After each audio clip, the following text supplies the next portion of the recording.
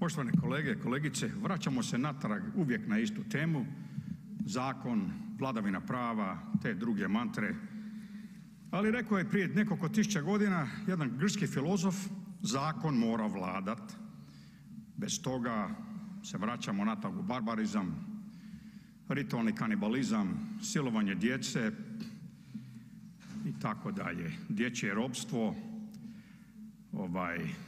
ženske unakaženje genitalija i tako dalje, to nije multikulturalizam nego barbarizam.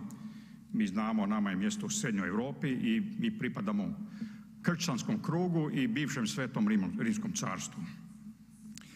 Sad evo ode mister Kuščević, ode Gruppenführer Kuščević, ali njega napadate, svi njega napadate, rokaju po njemu lijevo, desno krilo UDBE, ali isto vrijeme pa to je kap u moru koji se do sad nije riješilo. Šta je sa društvenom imovinom, to sam prije govorio, od SUBNOR-a, sindikata, Tito Jugenda, Skoja, šta je sa društvenim stanovima, zgradama, poslovnim zgradama? Prije sam govorio kao papiga ovdje o oduzetoj imovini, šta je s tom imovinom?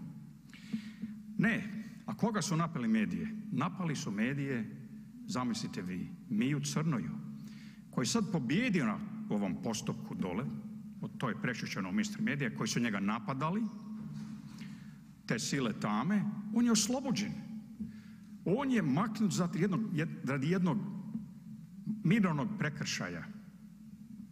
Nije bilo kriminalno djelo i dobio je također povratak poreza, a to su mu nametali na leđa da je on lopov, prevarant i tako dalje. Njemu su obitelj uništili, jako uspješno, a on nikakvu odštetu nije dobio od tih medija.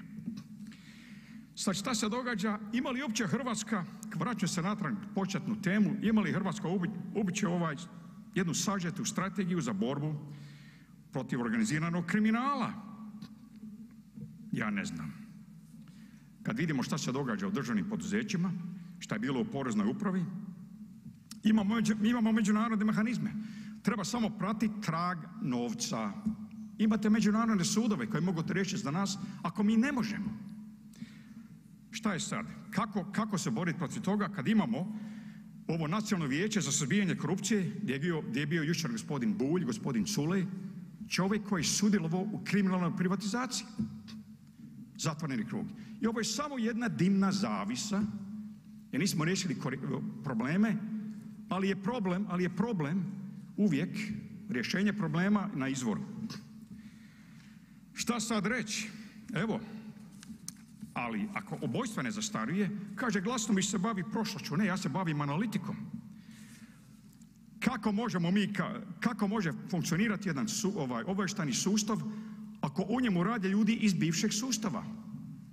Na primjer, koliko se uvuklo bivših udbaša u sigurnosno-obavještajne službe, u politici i u druge segmente hrvatskog društva? Ako ja imam te dokumente, mene optužuje da se bavim prošlošću, ja se bavim nacionalnoj sigurnosti. Ako se sad pokazuje na HTV-u epizoda 8, ne znam nija koja, o šta je UDBA radila vani, ubijale ljude, nikom ništa. Evo, jer ubojstvo zastaruje.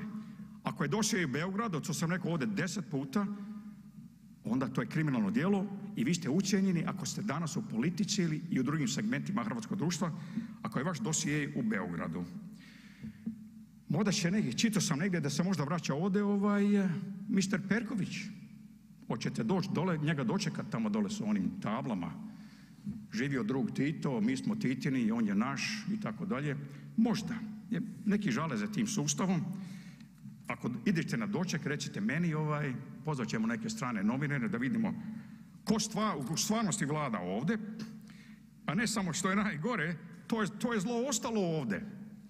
I niko ne optužuje najveću kriminalnu organizaciju u povijesti čovječanstva koja je ovdje djelovala i vašeg ljubljenog mentora druga Titu, koji ima desetke milijuna dolara na bankovnim računima i njegove glave, i tu sjede glave iz tih bivših strana, iz te partije, samo su se podijelili i danas nikom ništa, nijednom knezu Drpislavu. Za sve je kriva ova sadašnja hrvatska država. Zahvaljujem.